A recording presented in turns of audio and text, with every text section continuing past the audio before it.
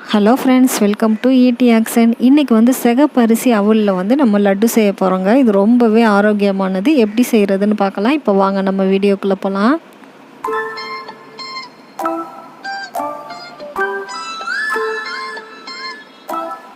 இப்போ இந்த சிகப்பரிசி அவல் உருண்டை செய்கிறதுக்கு வந்து நான் இப்போ 1 கப் அளவுக்கு அவல் எடுத்திருக்கேங்க.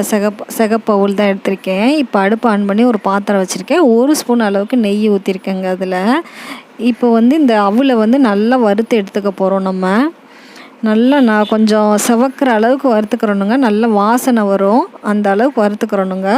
அப்போ தான் வந்து ரொம்ப நல்லா வாசனையாக இருக்கும், டேஸ்ட்டாகவும் இருக்குங்க. இங்கே பாருங்கள், அவலில் வந்து கல் இதுகள்லாம் இருக்கும், நெல் இருக்கும். அதெல்லாம் கவனித்து பார்த்து எடுத்துகிட்டு இந்த மாதிரி போட்டு நல்லா வறுத்து எடுத்துக்கிறலாம். தூசிகள்லாம் இருக்கும், அது தட்டிடலாங்க. முறம் வச்சு தட்டிட்டோன்னா நல்லா சுத்தமாயிரும். இங்கே பாருங்கள், நல்லா செவக்க வந்துருச்சுங்க. நல்லா வாசனையும் வருது, வறுபட்டுருச்சு பாருங்கள். இப்போ இதை எடுத்து ஒரு தட்டில் மாற்றி வச்சுக்கிறலாம் நம்ம. இங்கே பாருங்கள், இப்போ ஒரு தட்டில் மாற்றிட்டேன். இது கொஞ்சம் ஆறட்டும். இப்போ அதே பாத்திரத்தில் வந்து நம்ம தேங்காய் வறுத்து எடுத்துக்க போகிறோங்க. தேங்காய் வந்து இப்போ வந்து கொஞ்சமாக நெய் ஊற்றிக்கலாம் அந்த பாத்திரத்தில். தேங்காய் வந்து நம்ம எந்த கப்பில் அவல் எடுத்தோமோ அதில் வந்து 1/2 கப் அளவுக்கு நான் தேங்காய் துருவி எடுத்திருக்கேன் பாருங்கள். இங்கே பாருங்கள், துருவி மிக்சியில் தாங்க துருவினேன். இந்த மாதிரி துருவி எடுத்துகிட்டு இது வந்து நல்லா வறுத்துக்கலாம். அந்த நெய்யில் நல்லா வாசனை வரும். இது வந்து இந்த மாதிரி திக்னஸ் இல்லாமல் நல்லா பொழு பொழுன்னு உதிரியாக வந்துடும். அது வரைக்கும் நம்ம இதை வறுத்து எடுத்துக்க போகிறோம். இங்கே பாருங்கள், நல்லாவே வறுப்படுது பாருங்கள். அவ்வளோதாங்க. இங்கே பாருங்கள், உதிரி உதிரியாக வந்துருச்சு பாருங்கள். அவ்வளோதான். இப்போ இதை இறக்கி வச்சிடலாம். இதுவும் ஆறட்டும் கொஞ்சம். இப்போ வந்து இதுக்கு வந்து நம்ம வெல்லம் காய்ச்சி எடுத்துக்க போகிறோங்க. இப்போ வந்து 1 கப்பு அவலுக்கு வந்து 1 கப்பு வெல்லம் சேர்த்துக்கலாம். இப்போ அடுப்பு ஆன் பண்ணி ஒரு பாத்திரம் வச்சுருக்கேன்.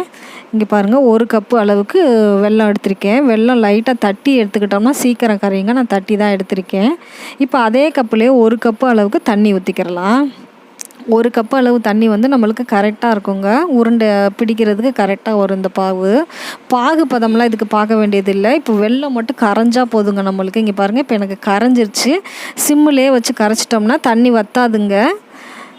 அவ்வளோதான். இங்கே பாருங்கள், கரைஞ்சிருச்சு. இப்போ அடுப்பை ஆஃப் பண்ணிவிட்டு இது எப்படி வச்சிடலாம். இப்போ நம்ம வந்து அவலை வந்து மிக்சி ஜாரில் போட்டு திரிச்சிட்டு வந்துடலாங்க. இங்கே பாருங்கள், ஒரு மிக்சி ஜார் எடுத்திருக்கேன். அதில் சேர்த்துக்கிறலாம் இப்போ அவலை. நல்லா அவலை ஆற வச்சுட்டு போடுங்க. சூடோடு போட்டிங்கன்னா வந்து அரைப்படாது. நல்லா ஆறிடுச்சு. இப்போ போட்டு எடுத்துகிட்டு வந்துடலாம். இங்கே பாருங்கள், நல்லா பவுட்ரு ஆயிடுச்சு பாருங்கள். இப்போ இது கூடவே வந்து நான் கொஞ்சமாக வந்து ஏலக்காய் தூள் சேர்க்க போகிறேன். ஏலக்காய் தூள் சேர்த்து அதையும் போட்டு இப்போ லைட்டாக திரிச்சிட்டு வந்துடலாங்க. இங்கே பாருங்கள், ஒரு 1/4 ஸ்பூன் அளவுக்கு தான் போடுறேன். இதையும் போட்டு நம்ம லைட்டாக ஒரு சுற்றி எடுத்துகிட்டு வந்துடலாம். இங்கே பாருங்கள், எடுத்தாச்சு. நல்லாவே பவுட்ரு ஆயிடுச்சு. இந்த மாதிரி பவுட்ரு ஆயிடுச்சுன்னா லட்டு நல்லா பிடிக்கிறதுக்கு நல்லாயிருக்கும், டேஸ்ட்டாகவும் இருக்குங்க.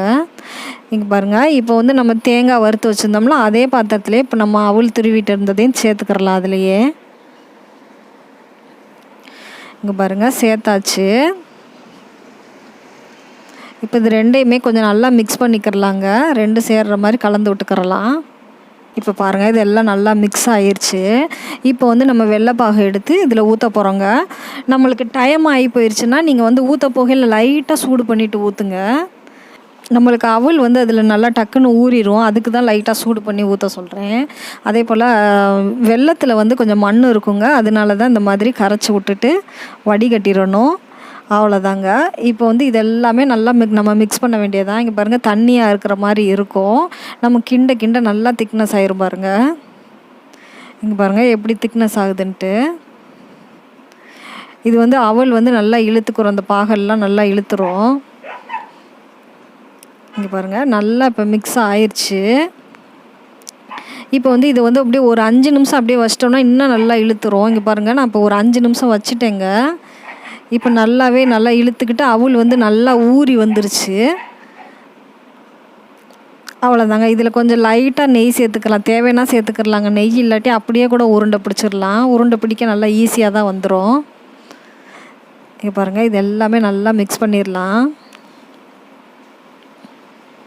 இப்போ வந்து உங்களுக்கு வெல்லப்பாகு வந்து கொஞ்சம் தண்ணி வந்து கம்மியாயிருச்சு அப்படின்னா வந்து ரொம்ப இறுகலாக இருந்துச்சுன்னா நீங்கள் வந்து காய்ச்சி ஆற வச்ச பால் எடுத்து இதில் லைட்டாக தெளித்து விட்டு சேர்த்துக்கிறலாங்க, நல்லாயிருக்கும்.